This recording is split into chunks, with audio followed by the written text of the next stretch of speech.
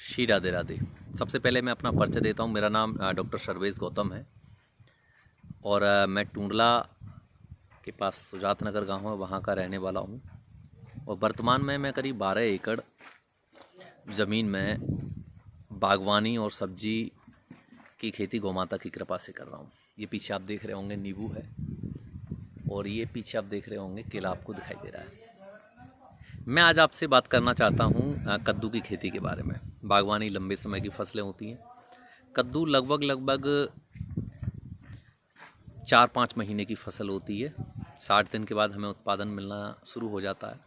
लेकिन मोस्टली जो किसान कद्दू की जो फसल लगाते हैं वो विदेशी बीजों पर या बहुत महंगे सीड खरीदते हैं। लेकिन पहले ऐसा नहीं होता था। हमारे जो बुज़ुर्ग जो कद्दू की खेती करते थे वो लोग बड़े बड़े कद्दूओं को संरक्षित कर दिया करते थे और वो कद्दू ख़राब भी नहीं होते थे। लेकिन वो कहीं देखने के लिए हमें अब नहीं मिलते। जो नए बीज हैं उनमें एक दिक्कत है कि जैसे ही थोड़ा सा पौधा बड़ा होता है उनमें मच्छर की दिक्कतें आती हैं और सकुरा रोग आना शुरू हो जाता है, जिसके लिए हमें बहुत सारा कीटनाशक, बहुत सारा मच्छर मारने की दवा और ये सारी स्प्रे हमें करनी पड़ती है। और जो हमारा फल आता है वो जहर से एकदम युक्त आता है। आज मैं आपसे बात कर रहा हूँ अपने गौमाता की कृपा से हमें एक ऐसा सीड प्राप्त हुआ जो देसी कद्दू है। और ये देसी कद्दू वही कद्दू है जो पहले हमें मिला करता था। ये देखिए, ये अपने पास में रखा हुआ है। ये इस तरह से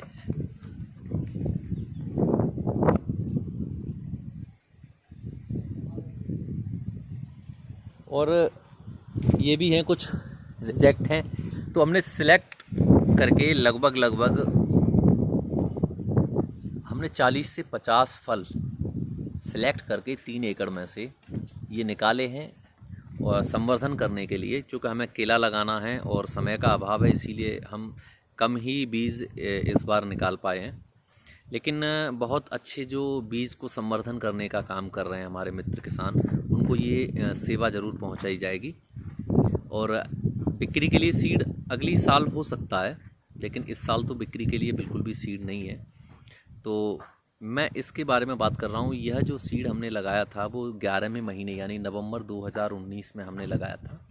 और इसके साथ में हमने ट्रायल के लिए, चूँकि हमने ये पपीता के बीच में हमने लगाना था, ट्रायल के लिए हमने इसमें पाहुजा, सेंचुरी और चाइना का काशी फल भी साथ में लगाया था। लेकिन जैसे ही ठंड जो है 2-3 टेम्परेचर आया तो जितने भी चाइना वाले और पाहुजा और ये जितने भी हाइब्रिड सीड थे वो सारे के सारे सिकुड़ गए और सिकुड़ कर वो पौधे कुछ दिन बाद सूख के समाप्त हो गए। लेकिन ये पौधा, इसका ग्रोथ तो कम हुआ, लेकिन ये पौधा ठंड में भी सरवाइव करता रहा और पौधा बहुत ज़बरदस्त तरीके से उठ के आया। 14 मार्च को टूंडला में बहुत ज़बरदस्त ओले पड़े थे जिसमें फसल बिल्कुल ख़त्म हो गई थी और डंठल रह गए थे।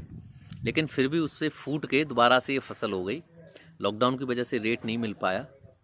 लगभग हम कद्दू को अगर लगाते हैं तो लगभग 8 फीट बाई 1.5 फीट पे हम पौधे लगाते हैं। 3000 पौधे हमारे लगभग 1 एकड़ में लगते हैं और 60 महीने में कद्दू की फसल शुरू हो जाती है। और इसका जो एवरेज जो वज़न है वो एवरेज वज़न सर मान के चलिए आप लगभग 15 किलो से प्लस हमारा एवरेज वज़न 15 से 20 किलो एवरेज वज़न हमारा रहता ही रहता है।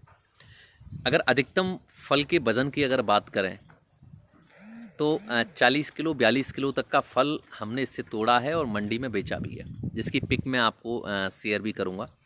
इसकी ख़ास बात यह है कि ये ठंड में भी, ठंड के प्रति इसकी बहुत ज़बरदस्त रोग प्रतिकारक क्षमता है। इसमें मच्छर भी लगते हैं तो इसमें सकोड़ा रोग जो है वो बहुत कम आता है। और आज तक हमने इसमें किसी भी कीटनाशक का स्प्रे नहीं किया और टोटल गौमाता की कृपा से बहुत अच्छा उत्पादन आया। तो मैं आपसे ये आग्रह करूँगा कि आप जो है वो देसी बीज की तरफ बढ़िए। श्री राधे राधे।